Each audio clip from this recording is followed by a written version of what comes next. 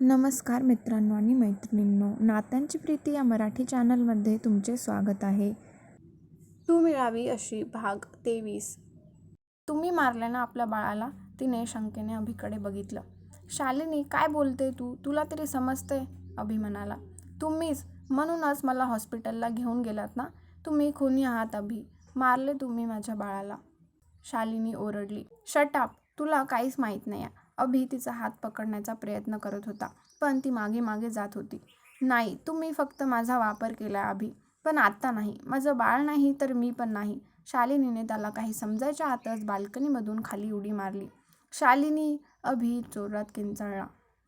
अभि, अभि काय झालं? शालिनीने त्याला हलवलं. चेहऱ्यावर घाम जमा झाला होता. शालिनी, तू ठीक आहेस ना? त्याने शालिनीच्या चेहऱ्यावरून हात फिरवले. तिला कुठे काही लागलं ते बघत होता. मी ठीक आहे अभि. तुम्ही कोणतं तरी वाईट स्वप्न बघितले. मी पाणी देते, थांबा. तिने अभिच्या केसांतून हात फिरवला आणि बेडवरून खाली उतरली. ग्लासमध्ये पाणी भरताना तिला रूमच्या दरवाजावर कोणाची तरी सावली दिसली, पण कदाचित आपण झोपेत आहोत म्हणून असं होतंय समजून तिने इग्नोर केलं. पाणी प्या. तिने त्याच्या तोंडाला ग्लास लावला आणि बाजूच्या टिश्यू पेपरने डोक्यावर जमा झालेला घाम पुसला. अभिने ग्लास बाजूला ठेवत तिला घट्ट मिठीत घेतलं. इट्स ओके अभि, शांत व्हा. त्याच्या चेहऱ्यावरून हात फिरवत शालिनी किस करायला लागली. अभिने तिच्या कमरेत हात घालत स्वतःवर ओढून घेतलं. बेडवर तिला अगदी घट्ट मिठीत घेऊन त्याने डोळे मिटले. त्याला थोड्याच वेळात झोप लागली, पण शालिनी मात्र जागी होती. त्याच्या गालावरून अंगठा फिरवत ती विचार करत होती. अभिला असं तिने पहिल्यांदाच बघितलं होतं. नक्कीच त्याच्या मनात काहीतरी असणार आणि तू सांगत नसणार हे तिला समजलं. गहन विचारात असताना पुन्हा रूमचा दरवाजा वाजला. आता तिच्या लक्षात आलं, तो कोणता भास नव्हता. तिने हळूच अभिचे हात बाजूला केले आणि बेडवरून उतरली. जागा नवीन असल्यामुळे ती थोडी कचरत होती, पण कोणाला हेल्प वगैरे हवी असेल म्हणून ती दबकत दरवाजाकडे आली. आधी फटीतून बाहेर बघितलं तर कोणी दिसत नव्हतं, म्हणून ती मागे वळली, पण पुन्हा दरवाजा वाजला. आता तिने दीर्घ श्वास घेत दरवाजा उघडला तर बाहेर कोणीच नव्हतं, पण समोरच्या त्या तिन्ही मोठ्या रूम उघडल्या होत्या. शालिनीचे पाय आपोआप तिकडे वळले. सकाळीच अभिला जाग आली. त्याने बेडवर हात चाचपडून बघितलं, पण काहीच लागलं नाही. डोळे उघडत तो उठला. शालिनी, त्याने रूममध्ये नजर फिरवली. नंतर बाल्कनीमध्ये आला, पण कोणीच नव्हतं. मॉमजवळ गेली असेल. मान हलवत तो फ्रेश व्हायला गेला. खाली हॉलमध्ये वातावरण अजिबात ठीक नव्हतं. सगळे टेन्शनमध्ये होते. कृपा, एवढा मोठा प्रॉब्लेम नाही झालाय आणि आपण बोलवलंय ना पंडितजींना, ते नक्कीच काहीतरी उपाय सांगतील, कल्पेश बोलले. तुम्हाला काही समजत नाहीये. त्या रूम उघडलेल्या दिसल्या तेव्हा माझी काय हालत झाली असेल, कृपा बोलल्या. Maugham, relax. हे बघ, आता ते सगळे खाली येतील. तू असा चेहरा करून बसलीस तर त्यांना कसं वाटेल? आणि आजचा एकच दिवस आहेत ना ते सगळे. आपण उद्या बघू काय ते. आता तो विषय नको, विक्रम बोलला. गुड मॉर्निंग, आई हसत आल्या. त्यांना सगळ्यांनी विश केलं. हळूहळू बाकीचे सगळे पण आले. आई, शालिनी कुठे आहे? अभि बोलला. अरे, बेडरूममधून तूच आलास ना, मग मला कसं माहीत? आई बोलल्या. शालिनी सकाळी बेडरूममध्ये नव्हती. मला वाटलं तुझ्याकडे आली असेल, पण ती गेली कुठे मग? अभिला आता टेन्शन आलं. अभि, शांत हो. ती महालातून बाहेर गेली नाहीये, नाहीतर गार्डने सांगितलं असतं. इथेच असणार कुठेतरी. आपण बघूया. विक्रमने पटकन घरातल्या सगळ्या नोकरांना शोधायला लावलं. त्याने जाबीला पण फोन लावून बोलावून घेतलं. त्याच्यासोबत त्याचे मॉम डॅड पण आले. अभि सगळीकडे शालिनीला शोधत होता. मॉम, तू ते दरवाजे बंद केलेस त्यावेळी बघितलं ना? मृण्मयी नव्हती ना आत? विक्रमच्या लक्षात आलं तसं त्याने विचारलं. मी एवढी घाबरली होती की काहीच समजलंच नाही, कृपा बोलल्या. मी बघतो, ती चुकून तिथे गेली असेल, विक्रम बोलला. सांभाळून बाळा, कृपा म्हणाल्या. विक्रम पुढे जातच होता की पायऱ्यांवरून त्याच पैंजणांचा आवाज आला. तो आवाज कोण कसं विसरणार होतं? ते पैंजण तर राणीसाहेबांचे होते, मृण्मयीच्या आईचे. शालिनी? शालिनीला बघून सगळ्यांचेच डोळे मोठे झाले. तिचे कपडे, ती नजर, सगळं वेगळं होतं. ही शालिनी नव्हतीच, ती मृण्मयी होती. तिचा पेहराव तसा होता. मोकळे केस, पायात त्या वर्षानुवर्षे घालत असलेल्या पारंपरिक चपला, दागिने, सगळं राजेशाही होतं. तिची नजर ताठर होती. राग होता. त्यात कोणासाठीही प्रेम किंवा जिव्हाळा दिसत नव्हता. फक्त बदला आणि द्वेष होता. सगळ्यांचे पाय जमिनीला खिळले होते. त्या एवढ्या मोठ्या महालात एकदम शांतता पसरली होती. काही जणांचे हातपाय कापत होते, तर काही जण आदराने बघत होते. एवढं घाबरताय का? मी मृण्मयी आहे.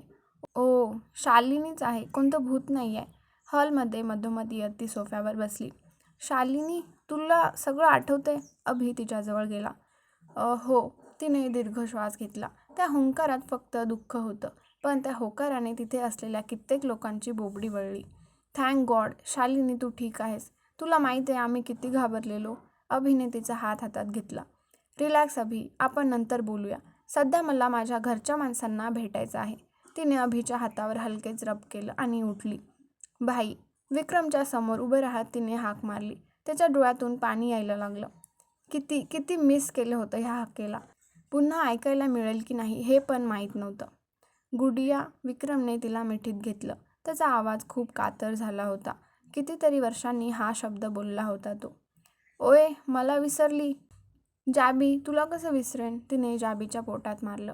नो यार, मी मोठा आहे आता. जाबीने तिच्या डोक्यात टपली मारली. काकासाहेब. शालिनी कल्पेशच्या पाया पडली. त्यांनी थरथरत्या हातांनी तिला आशीर्वाद दिला. डोळ्यातलं पाणी पुसत त्यांनी नौकरांना लगेच गावभर गोड वाटायला सांगितलं. मोठी आई. तिने दात आवळले. कृपाने हसतच तिला आशीर्वाद दिला. वहिनी, भाईने तुम्हाला निवडलं म्हणजे नक्कीच काहीतरी खास असणार. तिने विद्याला मिठी मारली. आज खऱ्या अर्थाने घर पूर्ण झालं. विद्याने शालिनीच्या कानामागे काजळ लावलं. साहेब, बाहेर पोलीस आलेत.